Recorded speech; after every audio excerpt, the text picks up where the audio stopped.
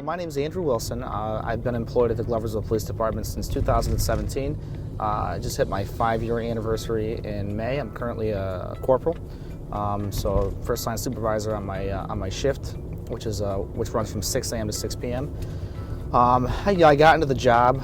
My father was in law enforcement for roughly 25 years at a sheriff's office. So I grew up around law enforcement and always wanted to do this.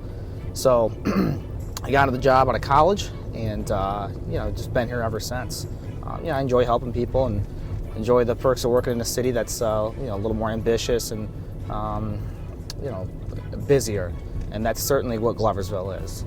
So we're also more of a progressive agency. It has been like that since I started working here. And I say that, when I say that, I mean we utilize body cameras, tasers, and things that other agencies may not have used it initially. We were the first ones to roll out the body cameras in the area. Gloversville's a great place to work. It's busy, but the community seems to certainly respect us, and the majority of the community seems to respect us, and that's important. That's an important aspect of this job because I think there's certainly a perspective among law enforcement that the general public doesn't respect what we do, and that's generally untrue. The majority of the citizens of this community appreciate what we do and respect us. So that's definitely important. So. You can continue fire EMS, male back pain. So what we'll do is we'll wait for National Grid to come and shut the power off before we address the vehicle, and we'll have it towed out of here at that point once the power shut off. Right now, obviously it's live, so we won't let anyone touch the vehicle or go near it.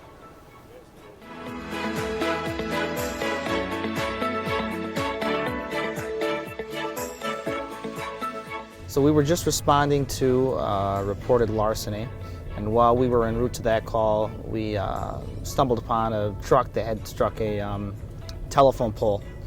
So we notified dispatch, said, hey, we'll be out with a motor vehicle accident.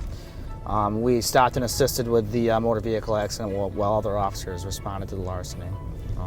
The truck had struck a pole that had live wires, so we had to wait for National Grid to arrive, cut the power, and then ultimately have a tow truck remove the vehicle from the scene. I mean, the job is taxing, right? So you're constantly dealing with other people's problems, and I think that would have an effect on literally anybody, and that's especially true for a busy agency like this. It's almost impossible for it not to affect your personal life in some way. But it's important that guys utilize the resources that we provide, whether it be EAP if it gets to that point, employee assistance program, whether they see a counselor on a regular basis, things like eating right, sleeping, exercising, those things all help too. So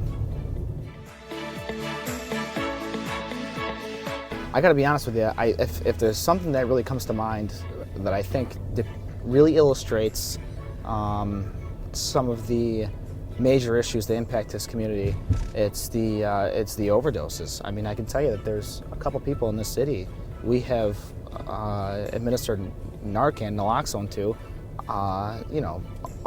well upwards of 10 times, 10 occasions, probably closer to 20. And that's sad because these people that we administer this to typically they aren't breathing and effectively not alive. So you administer naloxone, Narcan, they come back, and I guess to the average reasonable person, you think, okay, well, this person just died.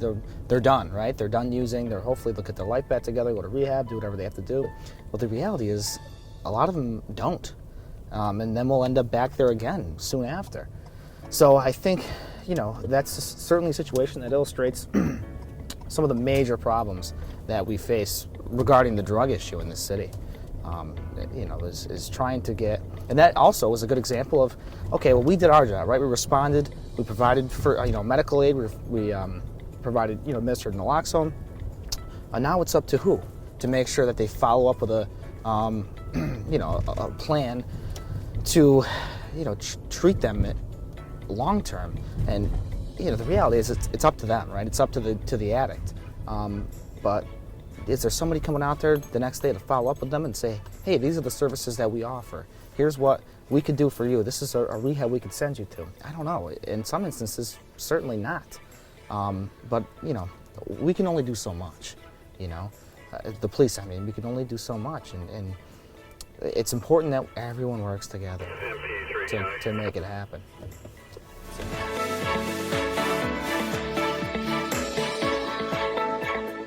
Yeah, I think it's important for all of those things that you mentioned.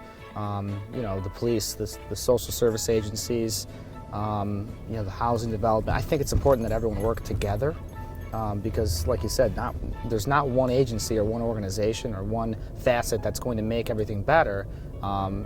It's the combination of those things. The people who deal with mental health issues, making sure that they're the public is getting those mental health services they need, the social services agencies making sure that those people are getting the help that they need, and the police making sure that they respond to people's needs as well. Once those things all work together, I think we could certainly make a positive impact on this community and any community, really.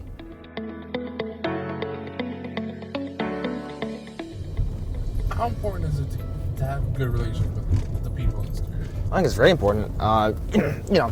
In some aspects, that's all we have left, right? So it's extremely important that we maintain a good relationship with the city.